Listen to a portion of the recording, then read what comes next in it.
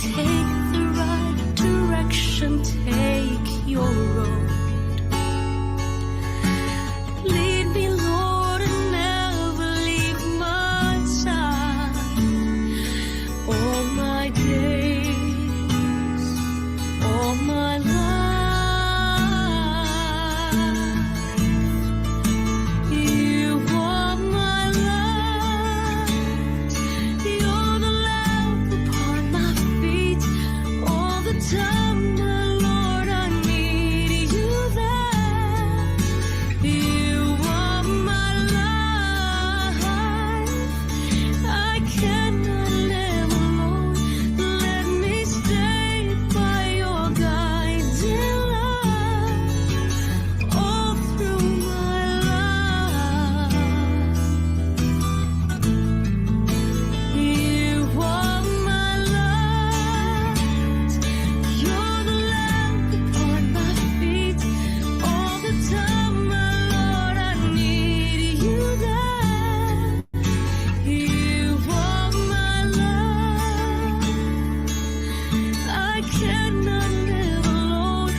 Let me stay by your guiding light all through my life, all through my days. Lead me, Lord, all my life. Mga kababayan, ang pambansang awit ng Pilipinas.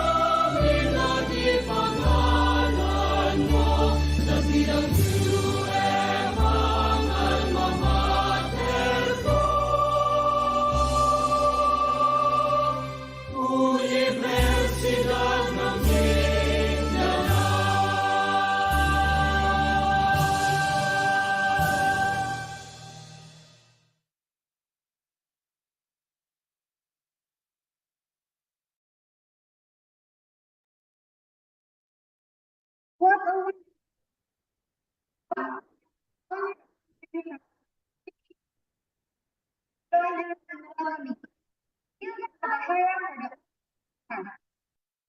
am I audible po ba everyone? Ladies and gentlemen, welcome to our webinar on disaster risk. Today, reminded of the importance in mitigating the impact of disasters on our communities and environment. This webinar serves as a platform for us to come together, knowledge, and collaborate on effective strategies for disaster risk reduction. Our discussions will focus into the latest trends, best practices, and innovative approaches in this field, with the aim of enhancing our resilience. Let us use this opportunity to learn from each other and strengthen our commitment to build safer and more sustainable communities. Thank you for joining us, and I wish you all an enlightening webinar.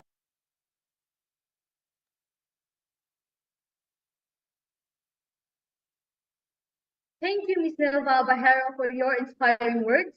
Now, let's move forward with our program. We have a distinguished guest speaker today, someone whose expertise will shed light on the significance of disaster risk management. Please welcome our guest speaker, Sir Chuck Ray Ahmad. Sir Ahmad is the head of training department, SFX from Mock Search and Rescue. Thank you, Catastrophe. Now, I will part of our webinar discussion. Get ready for an informative. The floor is yours, Mr. Catastrophe.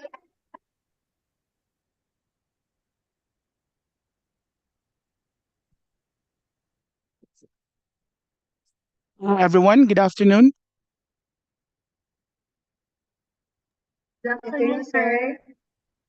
All right, that's great. So, can everyone hear me good, or is my audio not okay? Just let me know so I can adjust. All good? Sir. Sorry. Can you hear me good? Yes, sir. Yes, sir. All right, perfect. Okay, so welcome to our discussion for this afternoon, and welcome you all to this very wonderful journey in understanding the risk reduction management for your place in Panabo or in your institution in UM Panabo. But before that, I would like to introduce myself first. My name is Chuck Racy Ahmad. Um, my colleagues and my constituents call me Kuya Pong or Kuya Chuck. I'm the head for training department for SFX Trabmoc, and a bit of history about our group. We've started our a journey for saving lives and responding to operations for rescue operations back in 2003 and counting. So we have been serving and rescuing lives for almost 2 decades now, and we're growing. And we want to extend help, and we want to extend our mission and vision by helping others understand disaster and how we can manage disaster in our own ways. So before I will start my lecture, I would like to set house rules. Since it's a virtual webinar, so I would like to set a house rule para at least we can somehow get to learn a lot of things during this an hour and a half discussion. And please forgive me for my voice. I just got from a training as well 2 days ago. I trained SK Federation of Barangay Mudyang for basic first aid and basic life support. So medyo paos tayo, but I'll try my best to really do to make my voice clear para maintindihan lang lahat. So just in case hindi niyo ako maintindihan, just send me a message so I can adjust and I can just speak near to my microphone. So Normally when I conduct my training, it's a collaborative training wherein I ask questions, I ask someone to participate. So during the discussion, I might be asking someone in the group. I'll just randomly pick a name, and I hope that that person will answer or will speak out, because it's really hard to really get our vision or our goal in having this webinar online if you will not be listening. This is just an hour and a half, but this will make a change in your life, and this will probably help you save lives in the future as well. Okay ba tayo dyan? Sir. All right. So, by the way, are you comfortable with me speaking in English or Tagalog or Bisaya? Which will you prefer?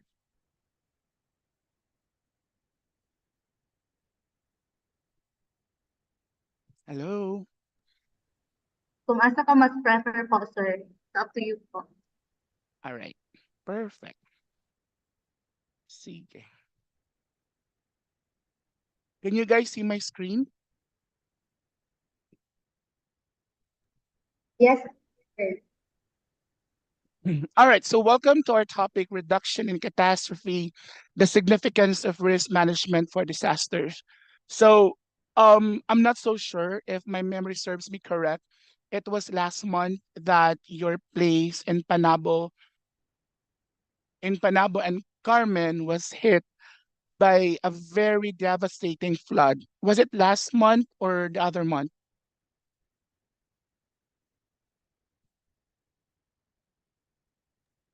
Hello. Last month ato, sir. All right, perfect. That was last month. Okay. Now, we were part of the rescuers who helped out in rescuing those stranded people in their houses because of a very devastating flood. And napakasakit niyang ano ba, tanggapin that these people were stranded not because they choose to be stranded, but just because they are not well educated with the alarm systems for flood incidents. When we rescued them and when we asked them, did someone told you that it's already a mandatory evacuation phase of the alarm system?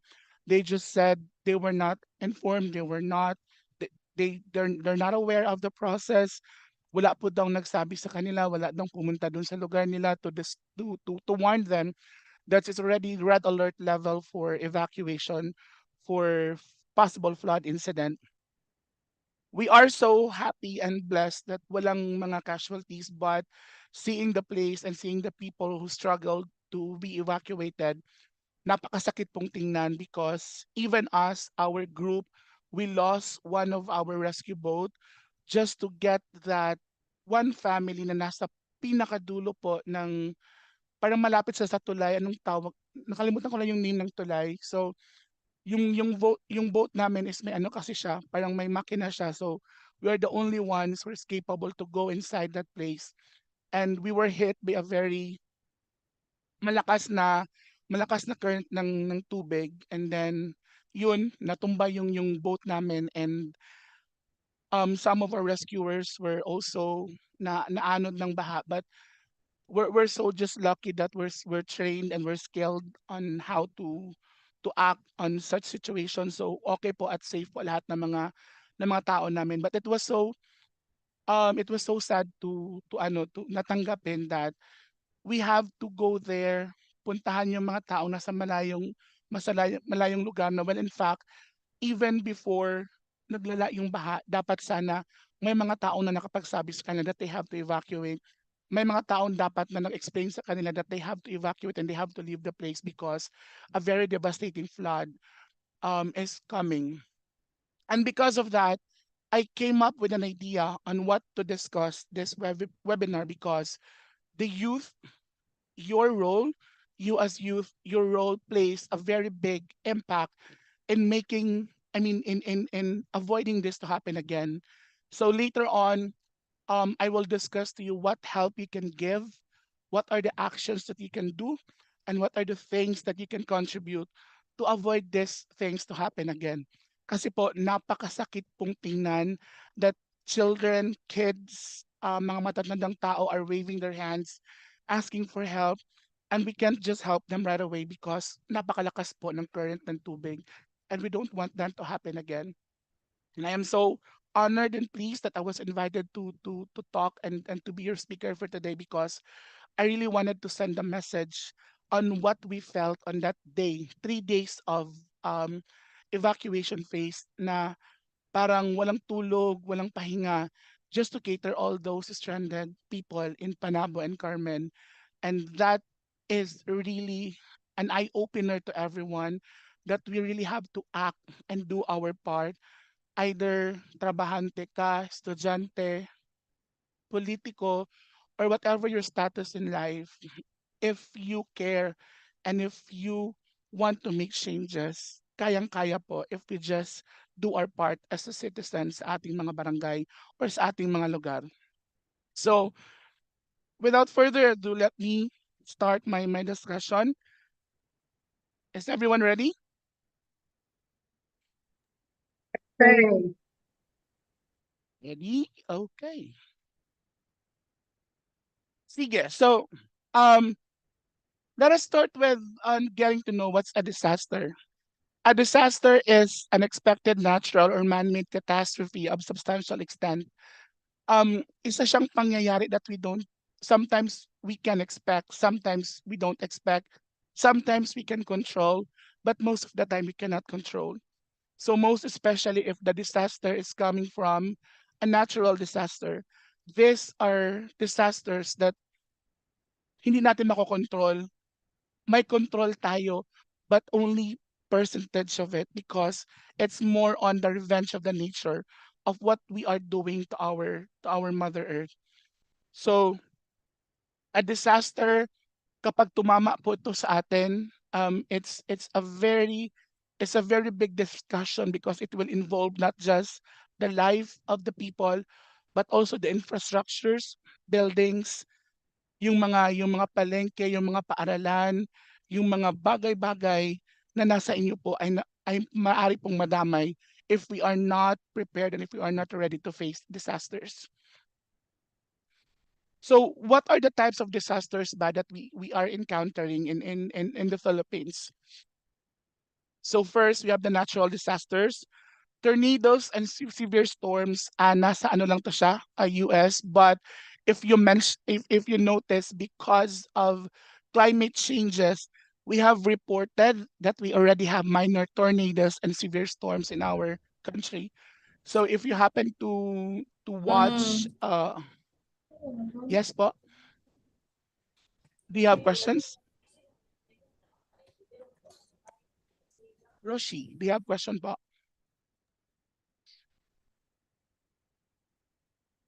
Hello? Wala All po, right. sir. Okay, I'll continue now. So, if you happen to watch the news in YouTube in CNN, we were hit by a tornado na nag-generate siya sa dagat. And that because of the climate change that we have, na tayo rin ang may gawa because pinabayaan po natin ang ating kalikasan. And later on, I will discuss and I will let you realize paano ba naging parte tayo ng mga pangyayaring ito as youth of our nation. So right now we have floodings, wildfires, earthquakes, pagtuyot. Now the human caused disasters, this includes industrial accidents, shootings, acts of terrorism, incidents of mass violence, and infectious disease outbreaks. So the latter one or the last one, yung pinakabago lang natin experience is the COVID-19, right? So everyone was very affected with Yes, COVID-19. sir. Yeah, everyone was really devastated with COVID-19.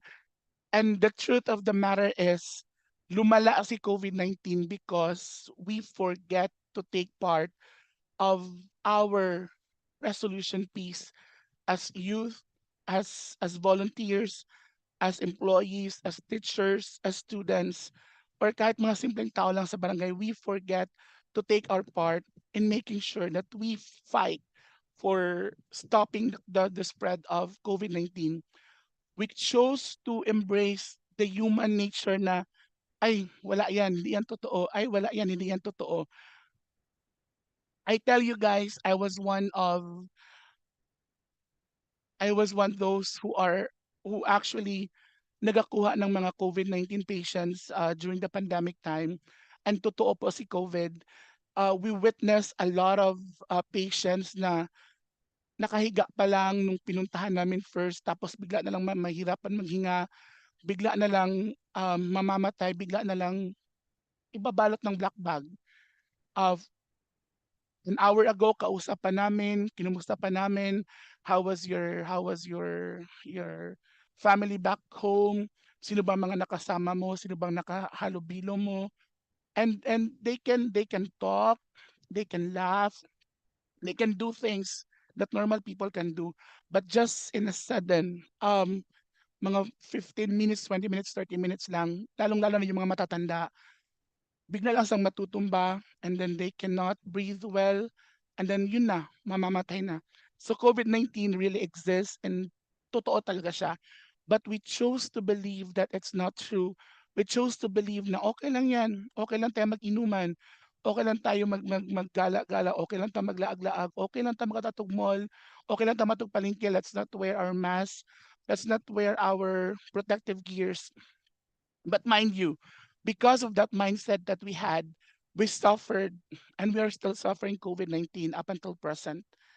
And that's a thing that I would like to really put emphasis on, most especially po sa generation ninyo because you can take part of the big change na dapat hindi na to mangyari in the future, that we can avoid this to happen again. And nasa inyo po ito sa generation ninyo because you have all the capabilities and you have all the resources. All right. So, so these are examples of our natural disaster. So earthquake, flooding, hurricanes, wildfire. So yung wildfire po natin nangyayari to doon sa mga gubat natin. Most especially doon sa Surigao part, Davao Oriental and Surigao del Norte and del Sur. They had a lot of grass fires during drought season because kalbo na po ang kanilang mga bundok kaya they don't have the water to really supply and walang walang walang puno na parang to balance the heat coming from the sun. And that's very sad to accept na parang kung sino pa yung mga lugar na parang inaasahan natin to provide us all like for example Surigao, ano bang nasa Surigao, ano ba sila, 'di ba, mining capital sila, they provide us minerals and what and all the things that we need um on minerals, pero unti-unti pong nauubos because people were not able to balance everything, parang naaabuso po ang lahat. um Best example for that is also Mindanao. Mindanao before is the biggest source of coconut, mga palay, mga pananim, but right now we are only top number 3 in providing those needs because unti-unti po nakakalbo yung mga ano natin, yung mga bundok natin. And that is a warning, a very alarming warning to everyone na if we will not take part in avoiding this to happen, darating po ang araw na wala na talaga tayong bundok na makikita dito sa Mindanao. And I challenge everyone to really take part in um making things or gumawa tayo ng mga paraan to stop this, either in our small things, yung pagtanim ng mga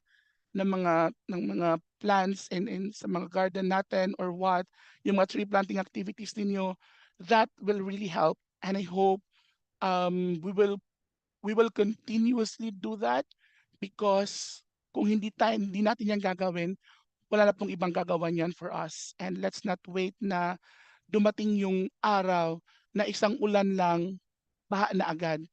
Isang malakas na ulan lang, 2 hours na ulan lang, aabot na sa mga bahay natin yung tubig. Let's not wait for that.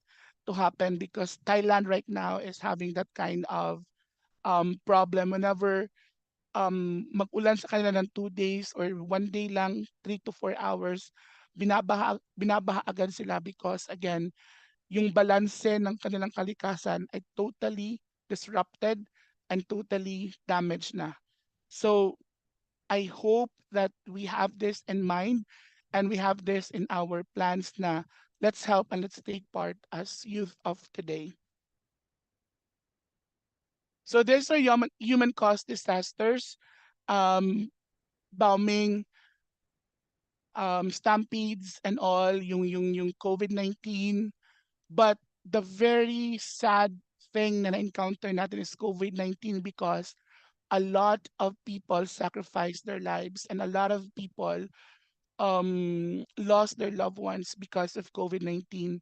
And ang masakit lang because not even us, our generation, not even the youth of the day, um, help in stopping the COVID-19 ba. Pangit siya tingnan, for the lack of better term. Reality is, when we check, nung ano kami, nagaronda kami during pandemic time, nung libot-libot kami, it's the youth na parating hindi sumusunod sa rules and regulation.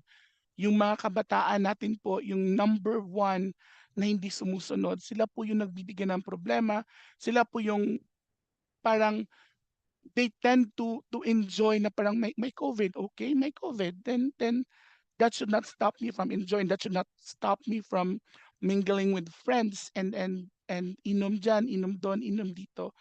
And because of that, the virus spread all throughout and it actually until now andito pa rin si COVID-19. Hindi pa rin siya totally nawala sa atin. It's still here. It's just that our body now has the defense mechanism to fight back against the virus. So we're just so lucky that we have the vaccines, but we will be more luckier. We will be luckier if every one of us will take part in stopping this COVID-19 virus. Before I'll proceed, any questions, clarifications so far?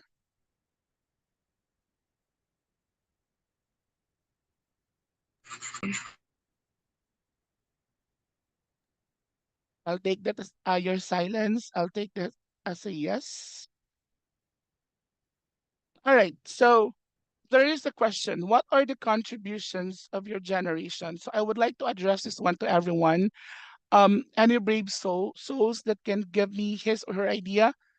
What do you think is your contribution of your generation for today's disaster management? So before I'll continue with my discussion about disaster, I want to know what are your insights, what are your thoughts about your contributions in mitigating disaster to hit our place. Let me scroll down. Do we have Harvey Dadang?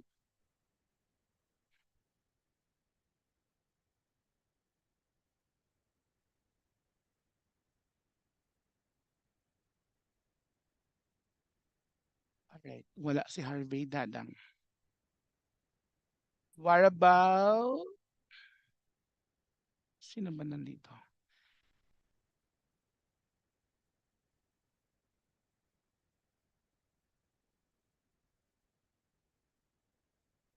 Maria Lu Masadas.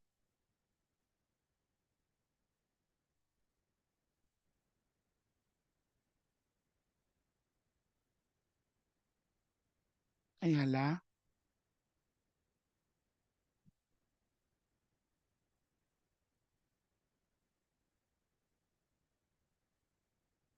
April Lilis. Parang wala naman ata nakikinig.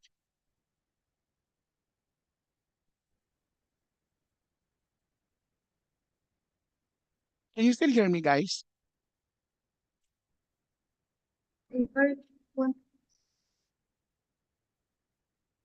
Narinig niyo pa ako?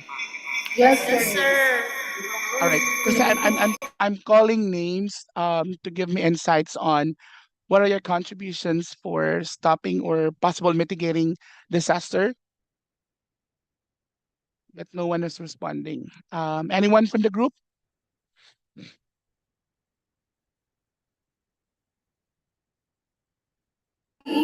Sir,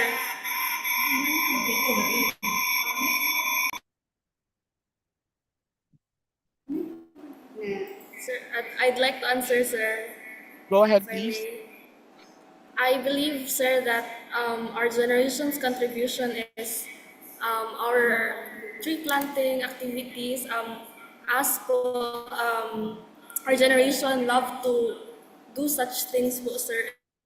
And I believe that that is our contribution, one of our contribution for avoiding disasters and etc.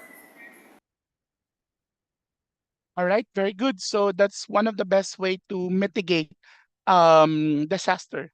Anyone else who wants to share his or her thoughts?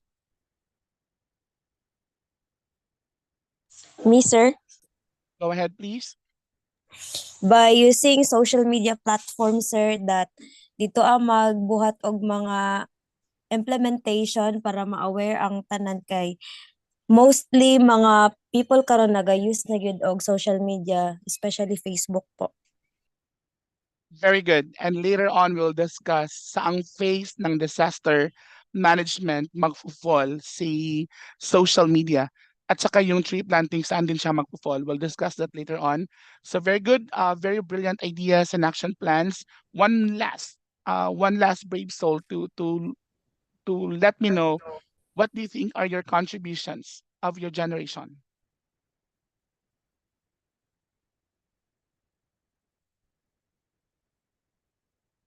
Anyone from the group?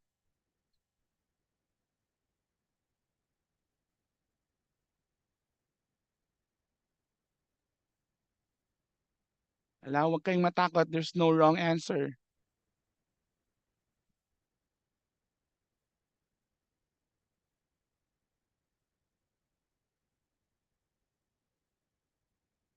Migs, Cervantes Migs, are you listening to this discussion? Can you please repeat the question, sir? Okay, as part of the young generation of today, what do you think is your contribution to mitigate disaster?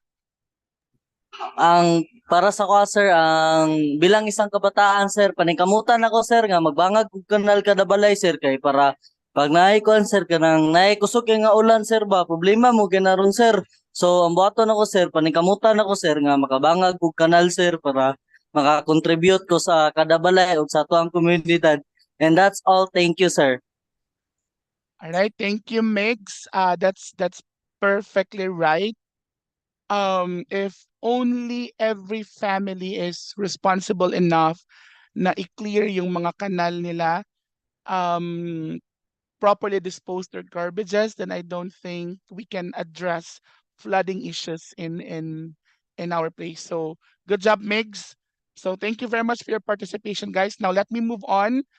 Our next discussion will talk about the phases of disasters. Here you will understand paano ba natin as a youth, as a student, paano ba tayo magka-counterpart or paano ba tayo makakatulong in managing disaster and avoiding disaster to take place in our life or in our journey. So we have four phases of disaster. We have the mitigation phase, preparedness, response, and then recovery phase. So mitigation phase, preparedness, response, and recovery. These are the vital four phases of disaster in which I will discuss later on kung paano ba tayo makakatulong as youth of today. Napakasimple na mga bagay na ginagawa natin na sa isip natin na wala siyang may tutulong. But as we go through the discussion right now, you will see and you will understand that even those little things that you're doing on your day-to-day life journey, yung paglabas mo ng bahay, pagpunta mo ng paaralan, pagkain mo ng lunch, pagkain mo ng snacks, everything that you do contributes in the mitigation of our disaster. So let's start with the mitigation phase. The mitigation phase, ito po yung phase ng disaster. Kumbaga, gumagawa tayo ng mga paraan kung paano iwasan yung disaster na mangyari. Like for the best example for that is flooding. So paano ba tayo nakakatulong bilang mga students, teachers, and even our parents and our sisters and brothers at home? Paano ba tayo nakakatulong? All right. Secretary, ilan ba yung ano natin ngayon, attendance? 57 participants. 57 participants. All right. I have a question. If 57 participants kakain ng candy in 1 hour, tapos that 57 participants, itatapon lang anywhere yung candy wrapper, how many candy wrappers do we have already in the road? 57, right? Now, most of Yes, us, sir. kumakain tayo ng candies 2 to 3 times a day, most especially after meal natin. Kumakain tayo ng candy during recess time, kumakain tayo ng candy, pauwi ng bahay, papunta ng paaralan when we are in the jeepney, kumakain tayo ng candy. That 57, if magtapon tayo ng basura, a candy wrapper, a simple candy wrapper, 3 times a day, that's a total of how many? That's 171 candy wrappers already. 121, sir. Yes, and that 171 candy wrappers is a very, a very, um, tawag nito, isa na siyang malaking cause of possible flooding in the future. Kasi nga, the candy wrapper that we threw na hindi natin properly dispose will really, pag mag-imbak-imbak, pag makumpul-kumpul na yan siya, babara at babara yan sa mga imburnal at sa mga kanal natin. And us students who could have helped in mitigating disaster, in mitigating, avoiding floodings, tayo pa mismo yung tumutulong para bumaha in the future because of that single candy wrapper na tinatapon natin kahit saan. Now, I wanted to be happy and proud with this group. Meron ba dito can proudly say that I am not throwing my candy wrapper anywhere, that I am keeping it inside my pocket, and once may makita kong basurahan, doon ko po tinatapon. Sino ba dito ang can proudly say that you're doing that?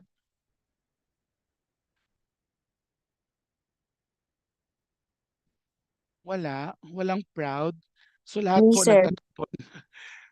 Lahat ba tayo nagtatapon Tapon ng yung candy basura, sir. wrappers? Kasi ako, I'm very much proud that whenever I travel, yung bulsa ko o yung bag ko, may cellophane talaga yan siya. And when I tend to eat junk foods or candies, I put the wrapper either inside my pocket or inside my bag. Then pag may nakita akong basura, doon ko pa siya tinatapon. It's kinda OA if you will say it OA, call it OA, pero I'm doing that to take part, and I'm doing that para at least makatulong ako to avoid floodings to happen in our place and in our country. Simple lang yan, but that will really help a lot. And I hope everyone here also share the same thought and the same practices na parang yung candy wrapper, sagot mo. That the candy wrapper from the candy that you eat, dapat itago mo sa bulsa mo pag wala ka pang basura na makita. Kasi the moment you throw that, you're you're just like saying na kanang okay lang na bumaha. Okay lang na bumaha in the next few years, in the next few months, kasi I don't care. Kasi itatapon ko lang to anywhere because okay lang po sa akin na magbaha. But if hindi okay sa inyo na magbaha, if hindi okay sa inyo na makita those elderly people, those mga bata, nakakaway-kaway, nasa ibabaw na ng mga ano nila, ng mga tawag nito bubong, kung sa Bisaya pa atop, kato nag-adto mi sa Carmen, nahitulo ka bata luoy kaayo nasa sa atop, nagbabay-babay sila. Ang kamagwangan nila I guess nato sa mga grade 6 or first year high school. Ang gibuhat niya, giubo niya yang saninaw niya, yang ginatuyok-tuyok para makita namo siya. And yes, nakita namo siya, but the sad truth is, di lang yun mi makadiretso dadto because paspas o kusog kayo ang current. What we did is we just prayed na unta muhinay ang current para makatabok mi para makuha na mo sila. And luckily, in God's grace, nihinay ang current and nakuha na mo sila safely. But taking that example, I hope everyone will realize and will recognize ba na a single candy wrapper, if you keep that properly, if you dispose that properly, that will help us avoid things to happen again. Na sana wag nating makita ulit that those elderly people, that those mga bata will do the thing na ituyok-tuyok na po nila ilang mga kamot, ilang mga tualya, ilang mga sanina just to seek for help to be rescued because they are trapped in a flood. And as a students, that's our best way to help mitigating flood. Given naman na naga-tree planting ta, given naman na nagatanom ta, the question is, after tree planting, what do we do? I want to challenge anyone from this group. Have you ever come to a point na nag-tree planting po kayo, but after 2 months, you go ahead and nagbisita kayo sa tree planting ninyo and you check kung nabuhay ba siya o hindi? Kasi for the lack of better term, it's a waste of time Mostly, and it's a sir. waste. Sorry, go ahead. Sige po, ma'am, go ahead.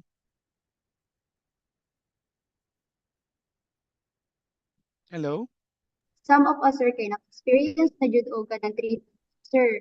Like, sa among area, among kay, ano, kanang mga batanon daw, sir, kay namo kanang kanang organization nga unsa ang pwede na matabon sa buong barangay, which is a planting.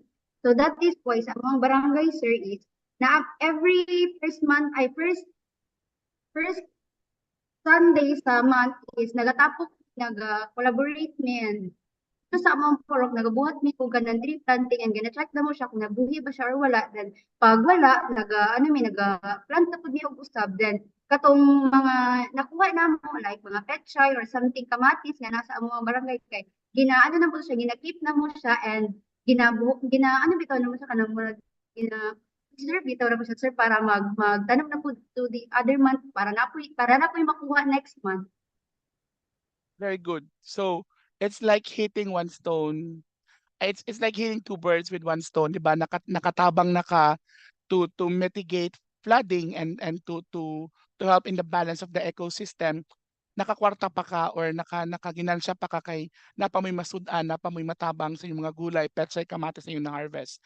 Now, the reason why I ask and the reason why I challenge everyone here because most of the time, even in my time, di naman ko ta kaedad kay tiguang-tiguang naman ko. So even in my time, I always challenge those who are in SK officials sa moang barangay. Gina-challenge na ko sila all the time na kanang nganong once a year lang mo nganong once a year lang na tree planting activity. Tapos after ana wala pag gipakabana, wala ginabalikan. Gina-challenge na ako every now and then because it's not just enough that we plant trees. We have to visit them and make sure that the tree that we planted will grow and will help us serve the purpose of doing the tree planting. Because if not, sayang lang yung pera, sayang yung effort, sayang yung budget na gi-allot kung hindi natin siya siguraduhin that the tree that we planted is lumaki at lumabong talaga. So, I challenge everyone if you have this kind of activities in your barangay, in your parochial, in your school, make it a habit na at least once in a month or every quarterly bisitahin niyo yung mga tinanim niyo because um tree planting alone is will not really solve the problem. It has to be made sure na yung tinanim natin ay talagang mabubuhay at talagang matutulungan tayo with our goal and vision na it will protect us from possible floodings in the future. So I feel so happy that someone in this group is doing that. Your group, your barangay, your purok is doing that. I feel so happy because it's just an indicator na buhay pa pala yung youth spirit dito sa atin. Buhay pa pala talaga yung totoong youth volunteerism natin because we just don't do things out of parang ano lang, parang pa social media effect lang, but we're doing things because we really care for our future. And thank you very much kung sino man yan siya. Hindi ko nakita kung sino man yan siya. Thank you very much Langga for sharing that thought. Okay, to continue, mitigation phase, ito nangyari siya before disaster takes place because ito nga siya yung ginagawa natin on how to prevent and to avoid disaster to kick in or to come to our place. So one of the things that we do during mitigation phase is reduce vulnerability to disaster impacts, and then precautionary measures to avoid injuries and save lives. So saan ba tayo pwedeng nakatulong in mitigation phase? Itong ginagawa po natin ngayon, webinar, itong ginagawa natin ngayon na letting everyone understand the risk reduction management, disaster risk reduction management, mitigation of disaster. This is one way of the best practice na pwede natin gawin. And I hope this will not just be in this session, but I hope you guys will re-echo this one to your youth member in your barangay, because ito po yung best preparation, ito po yung best way for us to really help in mitigating na dapat walang mangyayaring flood, walang mangyayaring natural disaster po sa ating mga lugar. Kasi nga, we take our part and we do our part in avoiding this to happen. So, trainings, seminars, information dissemination plays a very big role in mitigating disaster and stopping disaster to happen.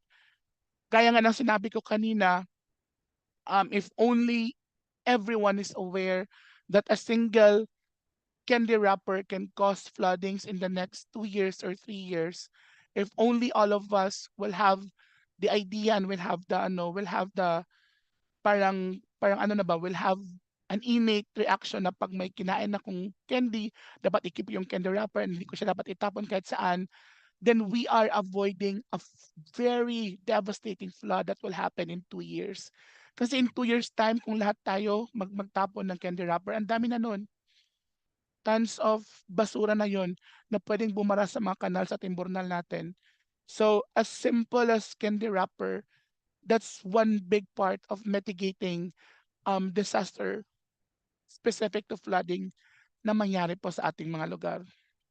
And another very good point that we have to take, we have to always remember in mitigating and stopping disaster to happen to our places po, everyone should be aware of what will be the type of parang ano ba ang maidudulot nila sa atin?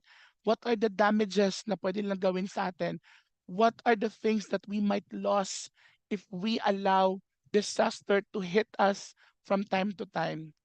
Kasi most of the time, kaya po yung mga tao is they just do the things that they are doing, tapon ng basura, not properly segregating their garbages, tapos hindi sila nagtatanim ng mga puno, they cut down trees, parang they do that because they're not fully aware of what's the danger na nagahintay sa kanila in the next few years of doing that.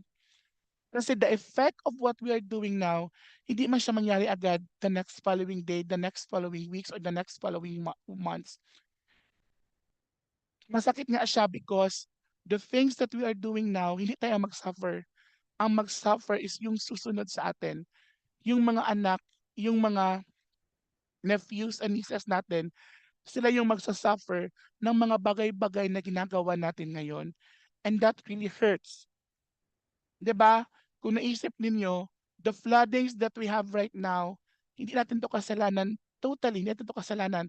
Kasalanan to ng mga tao before na kinalbo yung mga bundok natin. Kasalanan to ng mga tao na isinara yung mga kalsada, yung mga imburnal because gahaman sa lupa. Pinatayuan ng building, ng mga barriers kasi nga lupa daw nila, and they did not allow the flow of the water freely. Kasi nga may mga nakatayo na mga infrastructures that block the imbornals and the canal sa mga lugar natin. Kaya easily, pag umulan lang kahit isang oras, babaha at babaha agad because wala ng proper drainage. Kasi nga ang mga tao ay gahaman na. So yun. And in all the phases that we will discuss, youth, yung sinabi ni kanina, sino yung nagsabi kanina na one of the best way that I can help to manage a disaster is social media. tama po yun. Instead of us doing reels about mga ano ba, mga pranks, ano ba yung ginagawa natin mga reels ngayon, 'di ba? More on emo, mga love, mga joke, mga pranks. Why not create a reels of um, helping avoiding disasters? Why not create a reel of mitigating disaster? Walang gagawa nun, right? Because we ourselves, we think that these are OA, that these are not in line with what is trending right now sa social media. For the lack of better term, social media right now is not being used accordingly and properly.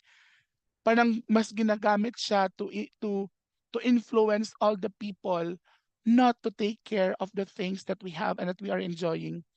Parang tayo mismo ay tumutulong po na para kalimutan kung ano ang dapat natin gawin because we tend to embrace those type of social media norms, social media na mga sikat, social media na mga in line sa trending ngayon. So no one ever showed a heart na parang why not I can also do a reel about avoiding disasters to happen.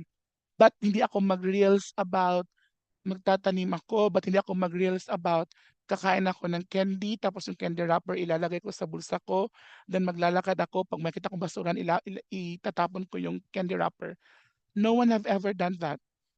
And we have a lot of bloggers, we have a lot of real content creators, but none of them, wala akong nakita sa kanila that they do that. Because yun na nga, they just do what is trending, but they don't do what is beneficial. And that's my challenge to everyone that let's not just dwell with what's in social media trending right now, but let's do what is beneficial for us at the moment and in the next coming years. Kasi doon po tayo makakatulong. Our generation, your generation, doon po yung malaking tulong na may bibigay ninyo. Social media awareness, using social media in the right way and in the most beneficial way. And I challenge everyone. I hope one day daraan siya sa ano ko sa profile ko sa Facebook that someone from UM Panabo will create a reels about mitigation or mitigating disaster. I also challenged Barangay Mudyang last 2 days, and I have yet to see someone who has a brave heart to do a reels about that or a vlog about that. Pero really hoping na I can challenge someone in this group to really start the campaign of doing that. Kasi po, that's a very big start in mitigating our disaster. All right, so in mitigation phase, the biggest contribution of your generation is really social media awareness, preparation such as trainings like this, information dissemination. Do not keep your knowledge, do not keep your skills, share it to everyone so everyone can have a better understanding of what's gonna happen if they will not act now. Kasi right now, hindi na po dapat ito panahon para mag-training, mag-conduct ng sessions. Hindi na ito dapat panahon para magbasa ng mga books, magbasa ng mga newspaper. Dapat now is the time to start mitigating. Now is the time to start para gumawa ng mga bagay-bagay to stop disaster because paparating na po sila. And yes, paparating na po sila. During our meeting with Davao City Disaster Risk Reduction Team sa Davao City,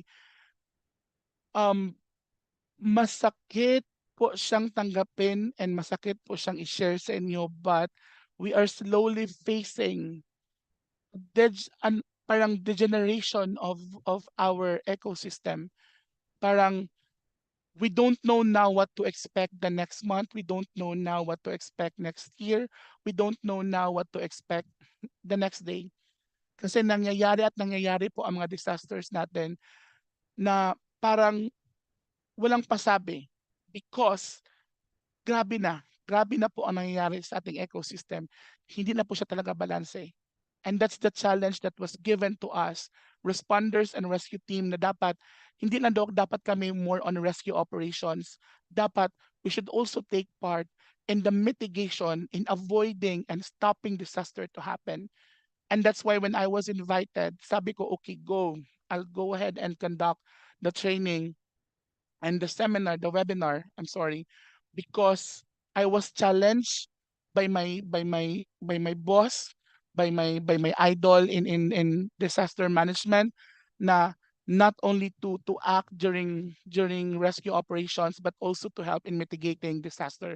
And that's why I am here right now talking to you to challenge you as well to take part in stopping disaster, because kung hindi ngayon, kung hindi ikaw, sino at kailan? 'Di ba? That's the question that we need to impart to everyone, na magpaabot pa ba di ay ta na kita mismo ang mupatong sa atong atop, mangayo og tabang, maghilak kay duha ka adlaw nang walay kaon na sa atop kay di ka naog kay lalom kay ang tubig. Let's not wait for that to happen. Okay. So yun, as what I've said, the youth involvement for mitigation phase is community mobilization and resilience, youth empowerment and policy advocacy. So ito na po siya yung mga ginagawa ng mga SKs natin, seminars, and then tree planting workshops. And I hope it will not just be in seminars and workshop.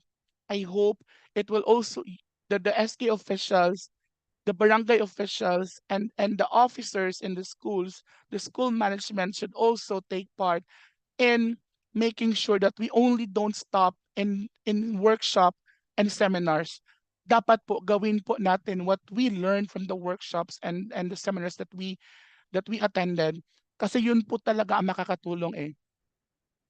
Knowing the process, knowing the whereabouts, knowing the things that could happen is not enough to stop disaster. What's gonna stop disaster if lahat po tayo will act to stop disaster? Let's not just know disaster, what's disaster all about, but let's also know and act how to stop disaster. Communication technology, eto na yung social media. Dito na tayo dapat mag-spend time. Kung maka-share tayo po maka-share and like post po tayo ng mga emi-emi ng mga tao nito, ng mga sad quotes, love quotes, killing moments, yung mga jokes, mga prank videos. Why not share videos? Why not like videos that would encourage everyone to take part in mitigating disaster? Imagine if Panabo has a total students of, palagay natin 1,500. If 1,500 students will like and share videos and contents about disaster management and avoiding disaster, that will be a very big help to everyone. Do you agree? Yes, Yes, sir. sir. All right, very good. So, education, community, and partnerships, ito na yon, yung parang collaborative action plan, collaborative actions natin, not just students, not just the teachers, not just the SK officials, but the entire community should all act in doing their part to really stop and avoid disaster. Kasi po, when disaster hit, hindi man niya ginagawa na ang balay lang ni kuan, ang balay lang ni Migs ang akong kuanon kay si Migs lang ang sigpang labay basura. Balay lang sa kisa baning lain na adere. Balay lang nila Glyzen Nicole sa bana lang ang akong kubon kay sila lang ang dili kabalo mag ano og garbage. Dili man ana. So kita man tanan ang ano ni flood pag mag-flood, pag magbaha, pag mag earthquake, kita man tanan ang possible na matabunan pag mag landslide, di man mamili sa disaster. Everyone ang magian niya iyaha man gyud ng huruton. So the challenge now is not to keep the intent to help and the intent to mitigate, but to share and encourage everyone, even ka mga manghod ninyo, mga bata pa na, sugdi na ninyo sila pasabot na kanimo dapat mong buhaton, because if you will not do this, mo ni mga mahitabo sa inyo ha. And it's not wrong to let them understand and realize kung gaano na kalala ang sitwasyon ngayon because realidad siya. Realidad siya na if we all will not start mitigating disaster, we will all vanish, we will all disappear in this world pag hindi po tayo umaksyon ngayon. And I hope everyone will take the challenge. Moving on, the next phase is preparedness phase. It's also occurs before disaster takes place. Subot pasabot, ginabuhat siya before pa nahitabo ang disaster. So we make the people prepared, we make them knowledgeable, we make them equipped and skilled para they will know how to act and what will happen if they will continuously do the things that would allow disaster to happen in our places. So what does preparedness phase mean? So understanding impact. During preparedness, ginapasabot dapat nato sa mga tao kung unsa ang mga pwede may tabo sa ilaha. Say for instance, in a school-based disaster risk management, dapat part of our learning in school is dapat ipasabot sa ato ang mga estudyante, pasabot sa to ang mga empleyado sa school that if we continuously do the things that would really invite disaster to happen, hindi lang man tayo ang mapektuhan but everyone in the community. So dapat everyone should understand what an earthquake can possibly harm to us, kung gaano ba siya ka-harmful, what will flooding um affect on our studies. Siguro yung iba ginagawang joke na lang na ay salamat mag-ulan, baha na pod wala po'y klase. That's the normal mantra that we have. I'm guilty of that when I was a student. Pag mag-ulan na ng gabi, mingon ko ay salamat ulan, wala na po'y klase. But later on I realized na kanang it's a wrong mantra to embrace. It's a wrong belief to embrace na kanang malipay tapos mag-ulan, malipay tapos magbaha. Because the moment you feel that way na malipay ka na magbaha pud pasabot, malipay pud ka na posible mawad-an kag pamilya, posible mawad-an kag balay, posible mawad-an kag eskwelahan because sa grabe na baha na may tabo sa tua. So I know that it's just somehow parang lingaw-lingaw lang nato, murag kinda joke lang nato na kana ay salamat magbaha, salamat mag-ulan. But mind you, be careful of what you wish for because during the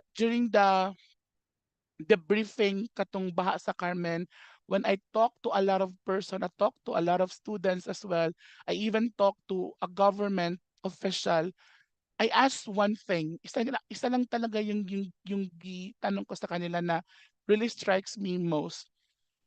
If you can turn back time, what could you have done to avoid this to happen to your life? Sabi nila, isa lang gid ang ilang giingon, unta naminaw ko sa akong mama o sa ko ang mga maestra sa una na dapat i-segregate daw nila ang tama ilang mga basura, hingluan lang palibot ug ang ilang mga kanal. And I heard that from an official in Carmen na niingon gid siya if only I was very focused in making my people, my constituents understand the importance of making sure na kaning atong mga imburnal, kaning atong mga kuan is well drained and well educated ang mga tao on the alarm system. Unta wala niabot sa punto na kailangan para mo mga higtabang sa Davao, mga higtabang sa Tagum, mga higtabang sa Mati, sa Digos for rescue operation because nalunod na ako ang lugar. And dito na ko na realize na kanang it's really sometimes late na gid nga to ang realizations. Late na tong realizations because sometimes we are too busy embracing things in social media, in our life, mga problema, and we tend to forget these simple things na to ang ginabuhat every day that nawata kapalo na in the next few years mo di mo sa tugdaw kay na problema.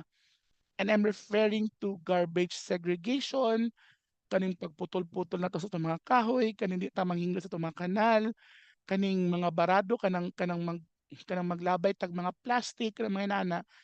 These are normal things that we do on a day-to-day basis na what nakabalo in the next 2 to 3 years mo din mo pahamak sa tua.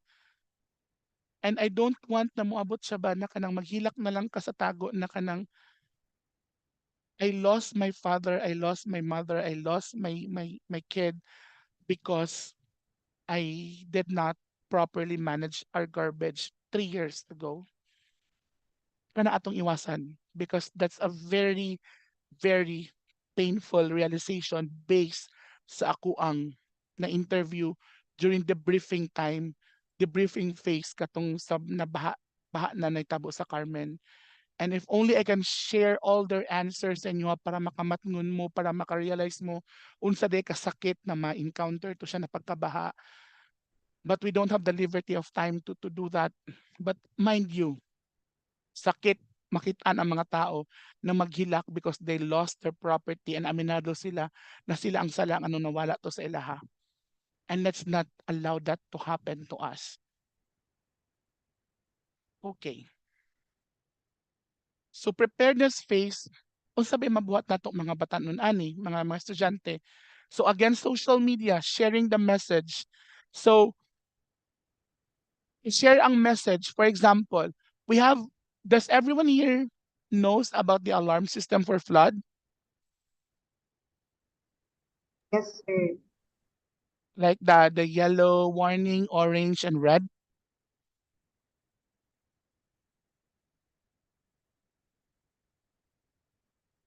Kano sa man daw ta mag kano unsa man ang color pag mag ano ta mandatory evacuation unsa may color ana?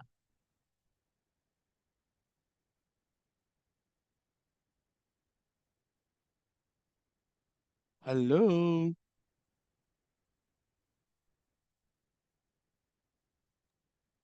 Hello? Can anyone tell me unsay color pag moingon tag mandatory evacuation na? Unsay color tagging ana niya sa tuang alarm system? Is it yellow? Is it orange or is it red? Unsa man yo? Orange? Ha? Red, sir. Red, Unsa man jud? Orange, red, yellow. red. Okay. So the correct answer is red. O di ba makita ninyo. So muna siya kung challenge, muna kong ginaingon. Um we tend to memorize, we tend to familiarize a lot of issues and reels in social media. Pero kani siya na importante kaayo. We choose to forget and we choose not to read the details of the alarm system. And kabalo mo, one of the top reason nga dahag nga trap, dahang nga stranded atong baha sa Carmen because they don't know they don't know the whereabouts or they don't know the specifics of the alarm system. Wala sila kabalo na pila ba ka oras akong dapat ihapon na kuntahay tulo ka oras na kusog ang ulan. Unsa na siya yellow ba na siya or orange ba na siya or mandatory evacuation ba na siya. So lack of education, lack of information ang one of the reason nganong nangatrap ang mga tao dito sa Carmen, dito sa Panabo. So nangatrap sila because they don't know, wala sila kabalo. And this is where you, the youth, us, the students, kita na mga batanon, kita na mga cellphones, kita na hawod kaayo scroll down, scroll sa to mga phones. This is where we can help a lot. Sharing posts about alarm system for flood, for earthquake, for tsunami. Ngano di ay mahadlok mo makantsawan mo na mao na inyong i-post, mo na yung shared post. Maka-shared post gani mo chismis na namatay na si Jacqueline Jose. No, hindi mo maka-shared post og kanang red alarm, yellow alarm ug orange alarm. 'Di ba? Those are sad realities na nahitabo karon na kanang lisod dawaton because kabalutan na kaya unta nato aksyonan but we choose na di nato siya aksyonan because gina-embrace nato kung unsa na atong naandan. And ang mga naandan nato is somehow di man ko nagaingon na mali siya pero dili siya align sa mga butang na dapat kinabuhat nato as kanang concerned concerned citizens sa tuang community. So just try to imagine katong mga tigulang na walay mga cellphone sa mga bukid. How will they know? How will they get the information na, uy, red na ni karon dapat mag-evacuate na ta. 'Di ba? They will know if adtuon na to sila as concerned citizen, ingnon na to sila mag-lecture ta na mga nanay, mga tatay, pag mag-ulan gani og unom ka oras na walay hunong-hunong kusog niya unom ka oras, evacuate na mo dayon kay duol man mo sapa. So anim ko na siya nanay tatay. First 3 hours, yellow na siya.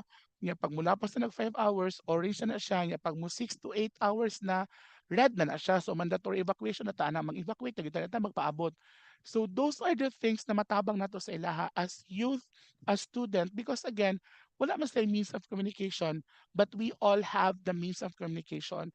We all have the skills, the capabilities of letting them know what they need to understand and what they need to know about the alarm system for flooding.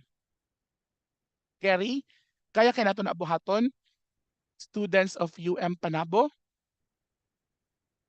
Yes, sir. Yes, sir. Yes, kaya kay di ba part of the involvement nato kay leadership potential.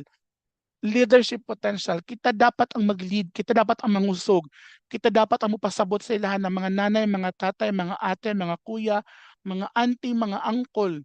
Inani ni, mao ni siya nga atong basihan. Pag inani na gani, pag may gani forced evacuation, mang-evacuate na ta. Because tinud-anay na pagkasturya, na ay balaod sa rescue operations na kapag ang inyong balay is very prone, very hazardous, very delikado at doon, di gyud na adto rescue team.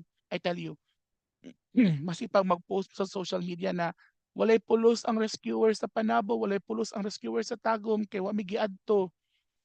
I tell you, na ay balaod na nagapaluyo sa mga responders nato na if dili safety para sila moadto sa lugar ninyo, dili sila obliged na moadto sa inyo ha. And they have the right to say no, most especially pag delikado inyong mga lugar. So, let's not wait for the time to come ba na patong gingon ko sa inyo ha ba na 2 ka oras mi nagtambay, ginatan-aw na mo ang tulo ka bata na nagatuyok-tuyok sang sanina, nagapanawag sa mua, but we can't go to their house because kusog pa kayo ang current. We waited 2 hours para makatabok mi padung sa ilaha. Let's not wait for that to happen. And for us to somehow help in avoiding that to happen, let's do the leadership, let's take the leadership, let's spearhead, let's go out and spread the news, educate the people, tell them what they need to understand, what they need to know, because that's our responsibility as youth, as students. Kay kita man ang capable na mubuhat ana. And I hope everyone here in this session will accept the challenge to do that because kita ang the most rightful person to do that. None other. Wala nailain pa. Okay, so let's proceed. So muna na akong gingon sa inyo kanina. Level 1, muna siyang yellow. Level 2, muna siyang orange. Level 3, muna siya ang katong forced evacuation stage. Na kumbaga, mandatory na siya.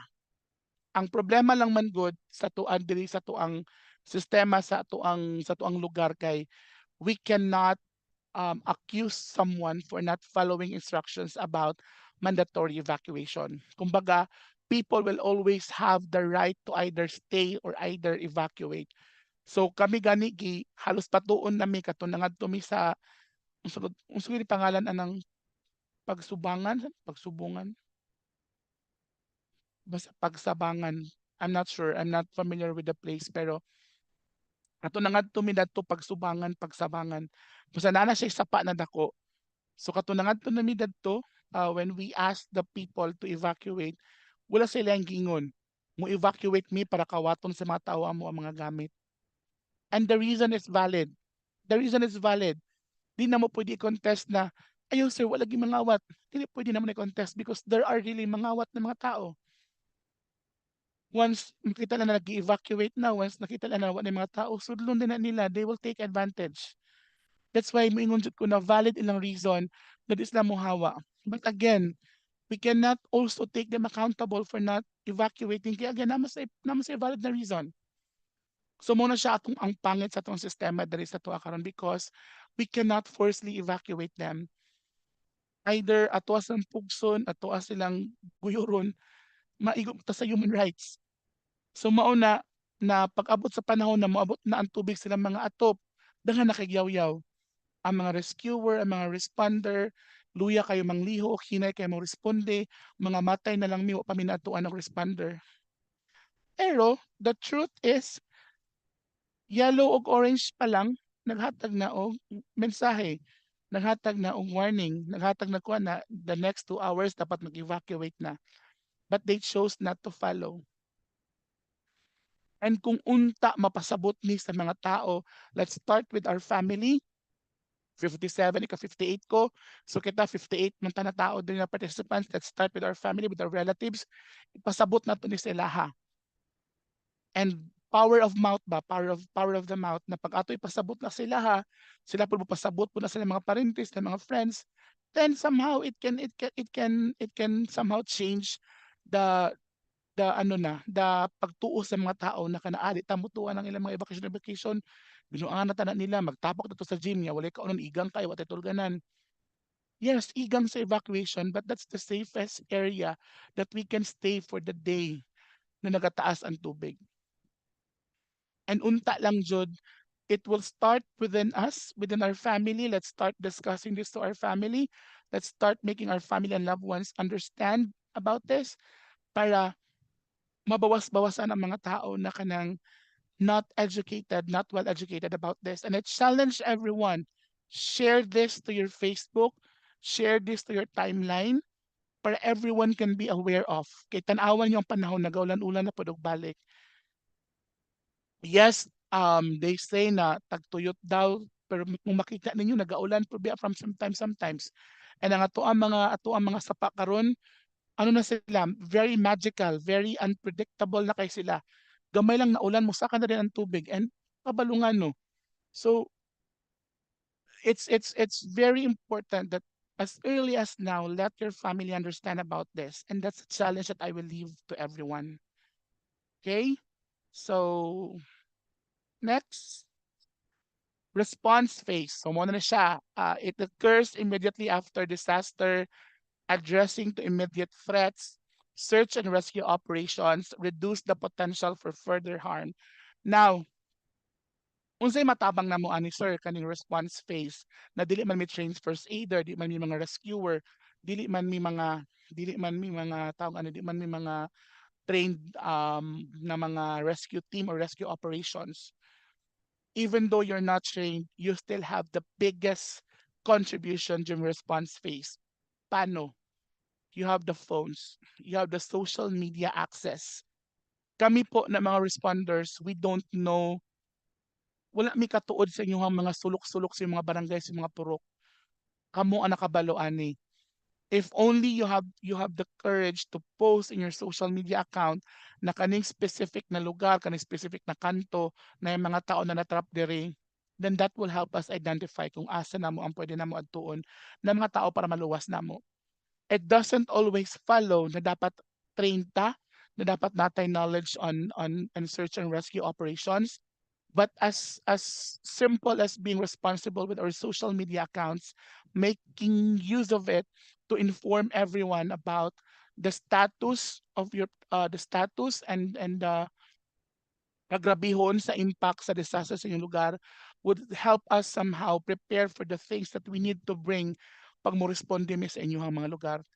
So that alone is a very good very big help na coming from the youth, coming from the students.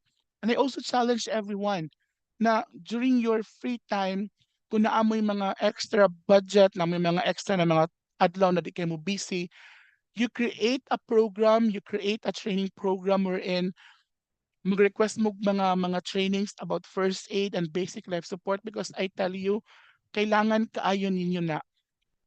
If tinuod si Big One, si katong ginaingon nag the Big One na ginaingon niya na kanang pagmubuto na si Big One, pag may tabo na ang pinakakusog na earthquake, Mindanao will be deleted daw sa mapa or Mindanao will be affected daw ng Big One. Pag tinuod man na siya, everyone during that time will be a victim. but pasabot, even us responders, even us rescuers will be a victim on that day, on that time. So but pasabot ana, walay lain makatabang sa itong mga kaugalingon sa itong pamilya by that time, but kita. So dapat as early as now, tinuod man si big one or dili, let's equip ourselves with knowledge, basic knowledge about first aid, basic knowledge about rescue operations, because again, if disaster will hit, dili siya mamili. And I tell you, masing ka mo siguro, responder mo, rescuer mo, doctor mo, nurse mo, pero pag mismong pamilya nimo apektado, mismong pamilya nimo ang victim, ay kung ina, unahon nimo adto ang pikas barangay para motabang. Dili. You will stay at home and treat the victim, which is member of your family. Mas unahon nako kung pamilya og luwas kaysa moadto ko sa barangay sa Carmen City ug sa Panabo para motabang. I will not do that because my family also needs my help. So that's ano ba, that's a wake up call to everyone na when big disaster will happen, the only person who can save ourselves is us. And the best time to be prepared and to be knowledgeable on how to act when disaster hit our place is to be prepared on how to respond properly. Have yourself equipped, train yourself for basic life support and basic first aid kasi that's your only weapon kapag may disaster po na mangyari in your place, in our place, in all our places. When everyone is a victim, everyone should be a rescuer and a responder as well para all of us can survive. Alright? So,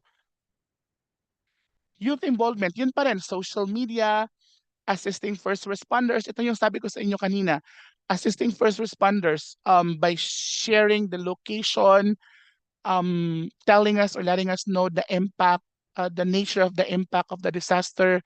Kumbaga, kamo man ang naa dito, so kamo ang mas naay karapatan, mas equipped o mas legit na moingon sa mua na inani na kalalom ang tubig, lapas ulo na. So if you will be able to warn us na lapas ulo na ang tubig, then we will know na dapat magdalamig daghang life jackets because everyone needs to wear life jackets. Dapat magdala po ng mga bugsay because any moment pwede mapalong mong makina kay lalom kay ang tubig. So dapat nami bugsay para makabugsay mi sa mga bangka para makuha ginamo tong mga tao na nga-trap. And those are informations na taang capable to do it because how would man tag social media naman tay access ana.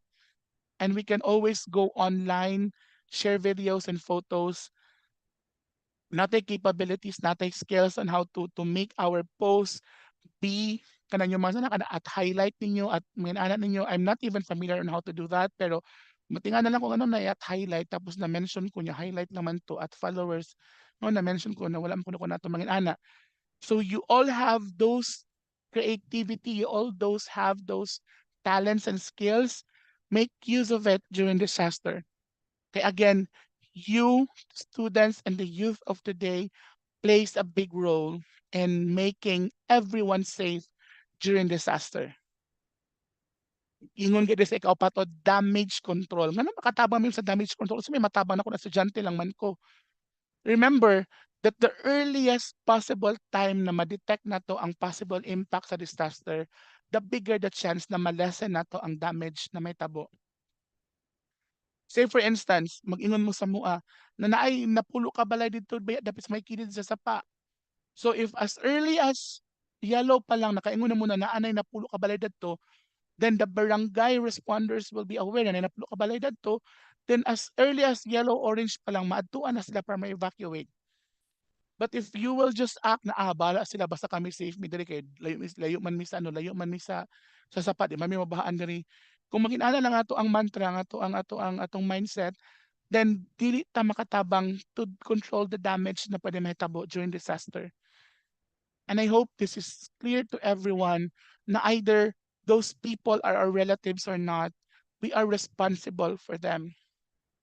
Kasi nga po, we are living in one earth, one universe. And I hope that is clear to everyone. Alright, the last phase mo ni siyang katawanan kaayo. Ano gini siya, realidad jud ni siya. Dili jud ko kanang gusto gid ako ni palawman kaayo because mo ni ang sad truth ug mao pud ni ang kanang pangit kay paminawon kay for example, sama sa kong giingon, rehabilitation 'pag magsunog pa, for example sunog na disaster, 'pag magsunog pa, daghan kaayong mga friends ug mga kuan, "Hala motabang kog hakot, tabang mighakot adto kitabang mighakot, hakot, hakot, hakot." Gihakoton ng gamit, hakoton ng gamit, kanay uban suksok sa bulsa, suksok gamay, ay naay kwenta suksok gamay ana. Pero motabang og hakot. Pero 'pag once mahuman na ang sunog, 'pag mag-inuliay na og gamit sa balay, naba mo'y nakit-an na katong mga nitabang og hakot, mutabang gyud og hakot og balik sa mga balay? Naa ba? Wala, 'di ba? That's very painful na katong mga nanabang og hakot sa nasunugan, 'pag once mapalong na ang sunog, mag-ihay na lang nagpanglibak, mag-ihay na lang nagtsismis sa kilid. But those affected sa mga sunog, sila ang taon ang magkabuang og alsa og balik sa ilahang mga gamit pabalik sa mga balay. And because adrenaline is already low in that time, kapoy na kaayo na pagbalik og alsa sa ilang mga gamit. But we don't tend to care kay human naman ang sunog, so mangulit na ta.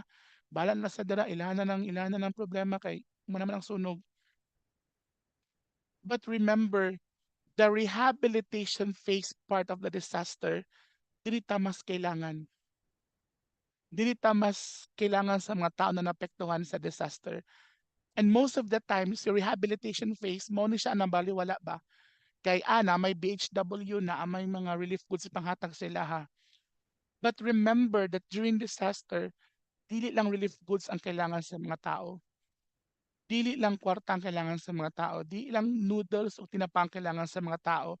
Napakiuban sa tuan na mag-donation drive. Makatawa ko ng donation drive ba kay mag-post sa eskwelahan sa mga companies na, oh, nasunugan na nabahaan, let's donate our clothes, some goods, mga ana para ato ihatag dito sa mga nasunugan o mga nabahaan.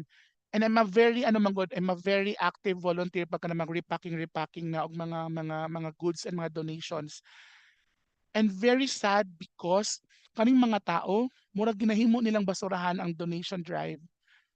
What I'm trying to say is, nabahaan na gani, nasunugan na gani, muhatag lagi og mga sanina pero gisi-gisi na. Muhatag lagi og mga sanina pero di na masuot. What do you think of those people na nasunugan? Are they garbage na para tagaan nato silang mga nasunog, tagaan sa mga nagisi na mga sanina, maghatag patag mga kuan, lagom na kaayo. They don't need that. They don't need that. I mean, dili man sa arte, dili man sa ana, but why can't we just give them decent clothes? Kanang mga sanina na masuot pa gid nila. Di na mga sanina na kanang murag kulang na ikaulo nilang kaugalingon nila because nasunugan sila. And yes, that's reality. Daghan na kayo kung naapilan ng mga donation drive ng mga programs pag mag-pack na mga sanina, mga gisi, mga lagom na, napaiuban pa mga laban, kung sa man ni, gimo man nilang basurahan ang donation drive. And that really hurts. Why? Because the rehabilitation phase during disaster, uning pinaka-emotional, dili ta kailangan sa mga tao. Sabi na mo mga estudyante, mga batanon, dili mo kailangan sa mga tao because you're very ano ba, you're very easy to balance everything. Dali ra man gud mo balance sa mga butang. Ang sakit dali nyo mapa-happy, ang ningaw dali nyo mapabibo, ang kaguol dali nila ninyo mapaano, dali ra ninyo mapa-change ang mood because innate sa inyo mga batanon ang very active and very very kanang into the groove.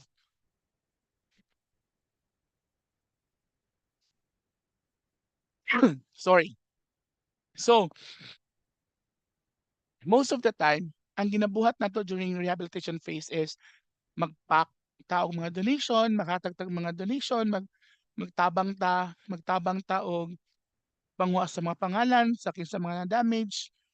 But have we ever tried that during rehabilitation phase, we do this one? Sige daw, kinsa sa inyo diri ang nakatabang na og debriefing and counseling? even to your friends, to your classmates na mga nasunugan, nabahaan. Have you tried doing this? Kinsa man sa inyo nakatry na? Wala?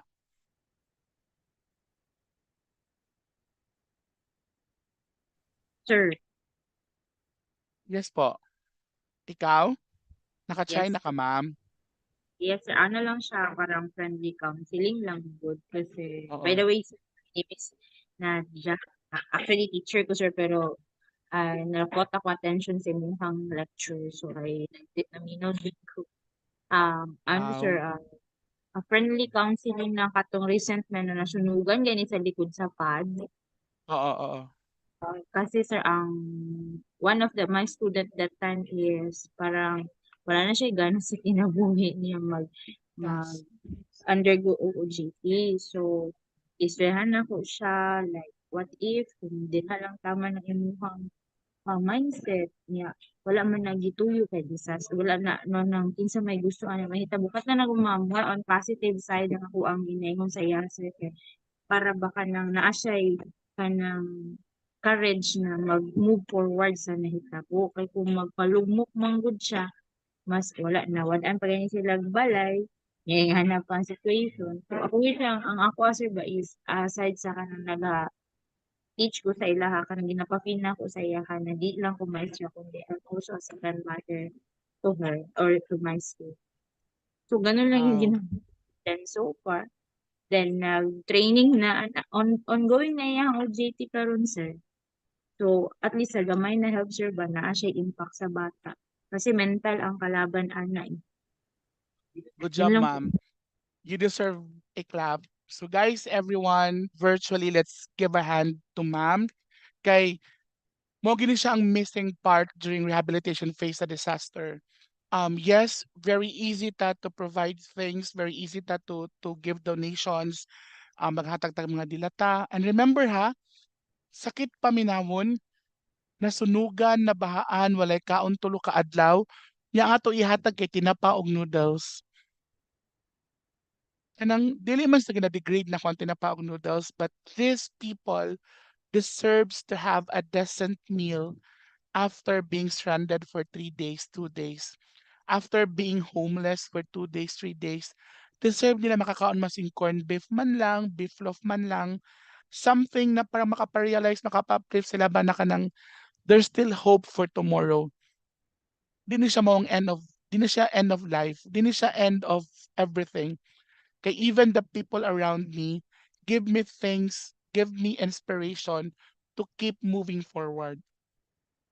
Kay man dili man sa kanang gina-underestimate na kuan tinapa og ano, lami man kanang tinapa, lami kanang noodles, pero kung ako gani mismo maganahan ko maka-receive kog tinapa og noodles katong nasunugan ko, kanasunugan man ko, kung mas naganahan ko, mas na-uplift ako ang fighting spirit katong gilutuan ko sa akong mga friends og pansit, gilutuan ko nilang adobo, gitagaan ko nila og kanang sinabaw because sabi pa nga nila, these foods are the foods that you need right now. Why? Para maalala mo kung paano daw kasarap mabuhay. And ang sabi ko, ano di ay, unsa di kung tinapa kung kaunon og noodles kung kaunon.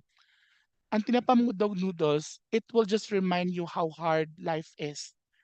Pero if during disaster daw, kung nasunugan ka, nabahaan ka, homeless ka, wala kay na-save na gamit, wala kay na-save na mga butang, tapos paglingkod mo sa mong lamisa, makakaon ka og adobo, makakaon ka humba, makakaon ka sinabaw na baboy, mga ana, karne ng baboy, it will remind you of ano daw, how grateful it is to continue living and kung gaano daw kasarap mabuhay.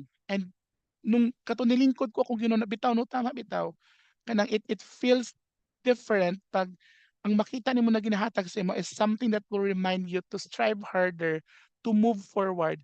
Kay these are the things that you deserve to enjoy. And apart from that, a very important role of youth and student is always to provide a comfort, shoulder to lean on, and an ears to listen to. As simple as maminaw ta sa ilaha, let's make them burst out, vent out all the hurts and pains that they have. Kaya I'm sure di jud lalim masunugan, di lalim mabahaan. And if we only spend time to sit down with them, talk to them, dako na kay ng tabang. Mas dako pa na natabang sa sanina na ihatag nimo sa iyaha. Mas dako pa na natabang sa noodles o tinapa na ihatag nimo sa iyaha. Because you're not just fixing the morality, you're not just fixing the emotion of your friend, but you're fixing the whole total being of that person na na naging biktima ng disaster. And this is my challenge to everyone na kanang when we arrive to rehabilitation phase, let's not just provide superficial na mga support kanang mga sanina di lang taana. Let's give emotional support to everyone kasi mao na ilang kailangan by that time. Mao jud na ilang kailangan. Most especially kaning mga mama, mga papa mo na ilang kailangan. As youth, as students, dapat mo ni ato ang support na ihatag sa ilaha na we encourage them to move forward, to look forward, na lami gyapon ang mabuhi after all what happened. And kani siyang rehabilitation phase, um, makita na ko sa mga makita na ko sa mga schools, sa mga companies na naaman ning donation drive, mag-post din si HR nato na uy naay nasunugan, naay nabahaan. So any used clothes, any kanang mga butang-butang, mga gamit-gamit na mahatag ninyo, please donate. May ana na mga announcement. Ang akong hangyo lang is unta idungag para sa announcement na kanang if you know some friends, if you know some relatives that were part of the victims of the floodings and the recent na mga sunog, fire victims, give them comfort.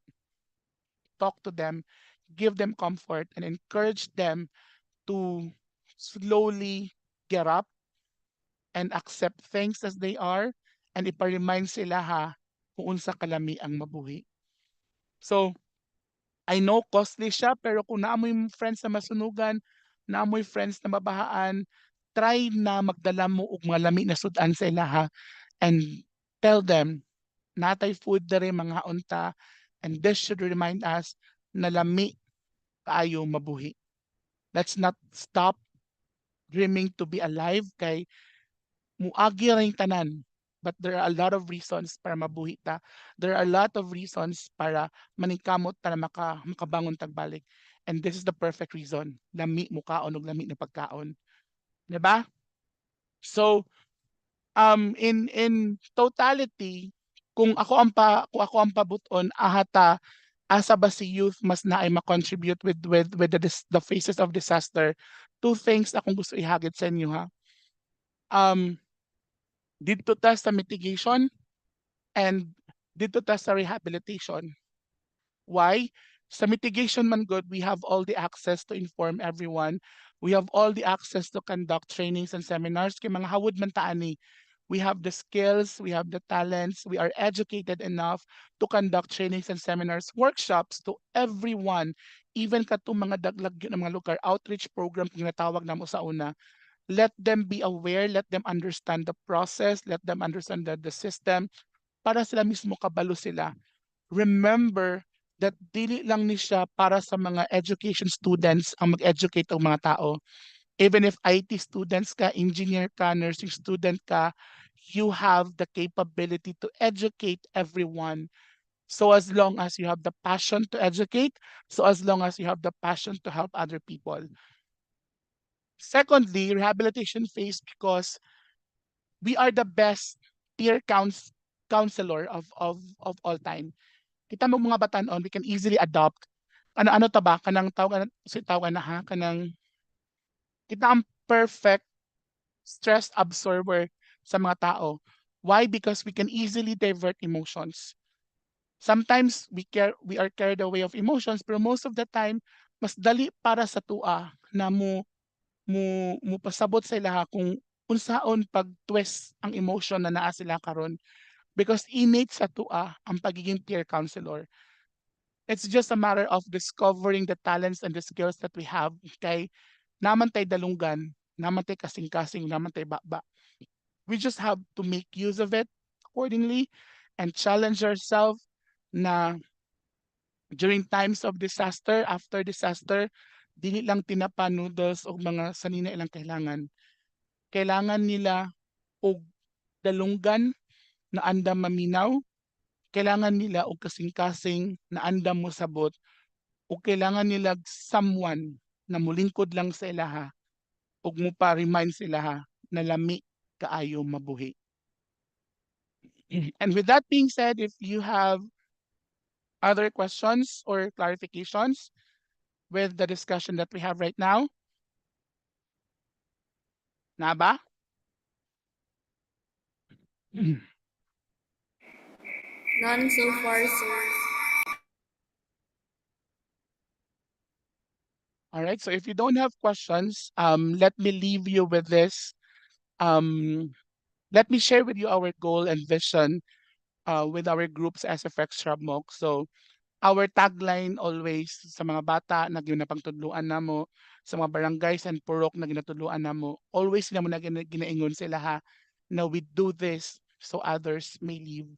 And I hope you guys from UM Panabo, kung asa man mo nabilong, Bunawan, Lasang, Panabo, Tagum man mo nagpuyo, I hope that you also bring and carry with you this vision and mission to do the things that we do so others may live.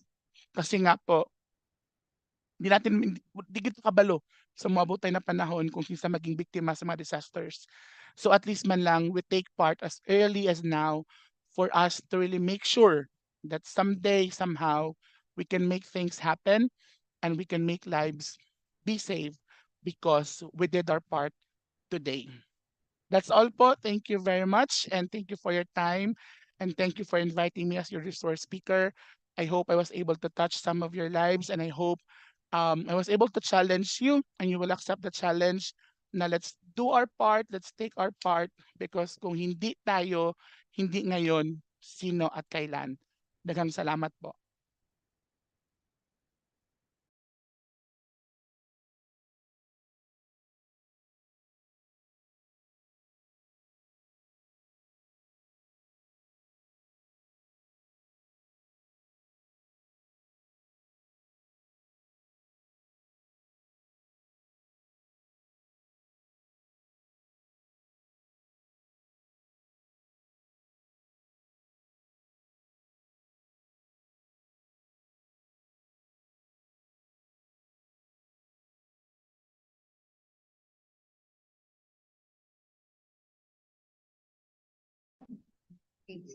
Thank you, Mr. Chuck, for sharing your knowledge to our participants. So, partner, it's time for a breather. We believe in the power of interaction and team spirit. From here on, we're introducing an element of fun with some engaging games. It's a great way to foster camaraderie and, most importantly, learn while having a good time. Are you ready, partner, sa atong padula? Yes, partner, ready na. Ready na ba sila? Ato nang mahibalaan, partner. So, our game is called Four Pigs, One Word. In this game, you'll be shown four pictures in a screen, all of which share a word in common. Your goal is to figure out the common word based on word length, which is provided to you, and the selection of possible letter. First to answer will be given a 50 pesos cash.